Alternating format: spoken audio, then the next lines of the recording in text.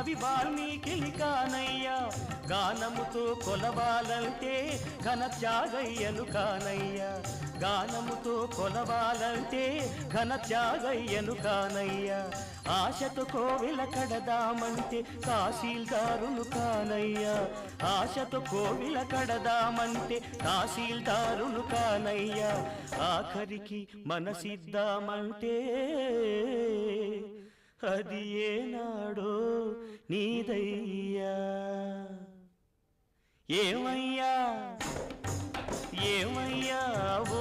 రామయ్యా ఎలా సేవించాలయ్యా నిన్ను ఏమని కీర్తించాలయ్యా ఏమయ్యా ఓ రామయ్యా ఏమయ్యా